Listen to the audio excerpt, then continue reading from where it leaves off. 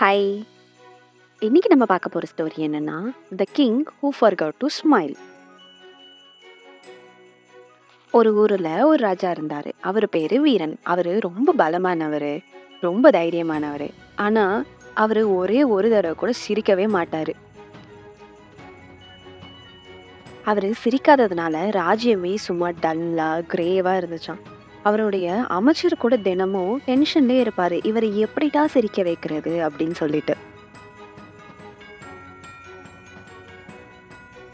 ஆனா, அந்த கோட்டைக்கு வெளியே சூப்பரான சந்தோஷம்.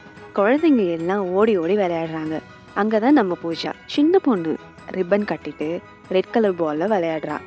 எல்லா குழந்தைங்களோடும் சேர்ந்து ஓடி சந்தோஷமா விளையாடிட்டு இருக்கா. பூஜா ஒரு தடவை பால ரொம்ப வேகமா அடிச்சிட்டா. அந்த பால் வந்து ஸ்விஷ் அப்படின்னு அந்த கோட்டை சுவரை தாண்டி போய் விழுந்துச்சு. அது எங்க விழுந்தது தெரியுமா? ராஜா வீரனோட கால்ல போய் விழுந்துச்சு.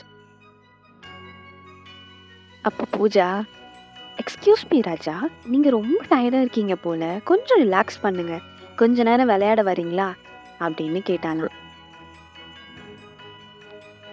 உடனே ராஜா முழிச்சுக்கிட்டு, இவன் என்ன சொல்றான்?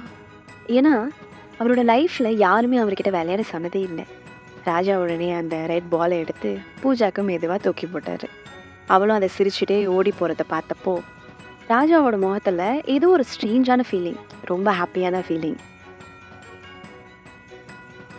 ராஜாவோட சீரியஸான முகத்துல லைட்டா கன்னம் கொஞ்சம் மேல, வாயில மூலையில இருந்து கொஞ்சம் உயர்ந்து ராஜா சிரிச்சுட்டாரு. உடனே அந்த அமைச்சர் வந்து, "ஐயோ! ராஜா சிரிக்கிறாரே!" அப்படின்னு சொல்லிட்டு அவரு கையில இருந்த ஸ்க்ரோல கீழ போட்டுட்டாரு. திரும்பவும் பூஜா பால தூக்கி போட்டுட்டு அரண்மனைக்குள்ள வந்துட்டு, "ஓ! இந்த பால் இங்க தான் இருக்கா?" அப்படின்னு சொல்லிட்டு, "ராஜா, உங்களோட சிரிப்பு ரொம்ப அழகா இருக்கு. நீங்க சிரிச்சீங்கன்னா, எல்லாருக்குமே சந்தோஷமும் ரொம்ப ஸ்ப்ரெட் ஆகும். ஸோ சிரிச்சுட்டே இருங்க." அப்படின்னு சொன்னார். கிங் வீரனுக்கு வந்து புரிஞ்சிருச்சு. பூஜா என்ன சொன்னாலும் அதுதான் உண்மை அப்படின்னுட்டு. இதுக்கு மேல வந்து அவருடைய கோட்டை டல்லா, கிரேவா இனிமே இருக்காது. அவர் சிரிக்க ஆரம்பிச்சதும், அவருடைய மினிஸ்டர்ஸும் சிரிக்க ஆரம்பிச்சுட்டாங்க. ஸோ அவங்களுக்கு இருந்த வேலை அப்படிலாம், அது எல்லாமே வந்து கஷ்டமா இல்லாம ரொம்ப ரொம்ப லைட்டா, ரொம்ப ஈஸியா அவங்களுக்கெல்லாம் மாறிடுச்சு. அதுக்கப்புறம் அவரு எப்படி சிரிக்கணும் அப்படின்றத மறக்கவே இல்ல. எவ்ரி ஈவினிங்கும் அந்த வில்லேஜ்ல இருக்க பசங்க கூட போய் பால் விளையாடுவாரு. இப்ப எல்லாருமே சந்தோஷமா இருக்கிறதுனால, அந்த கிங்டமே the land of happy smiles அப்படின்னு சொல்லிட்டு எல்லாருக்கும் தெரிவிக்கப்பட்டது. ஸோ, இந்த ஸ்டோரியோட மோரல் என்ன அப்படின்னா, நம்ம எந்த அளவுக்கு ஹாப்பியா இருக்கோமோ, அந்த அளவுக்கு நம்மள சுத்தி இருக்கிற எல்லாருமே ஹாப்பியா இருப்பாங்க. ஜாய்ஃபுல்லா இருப்பாங்க. தேங்க்ஸ் ஃபார் வாட்சிங். Please subscribe to Lakshu story.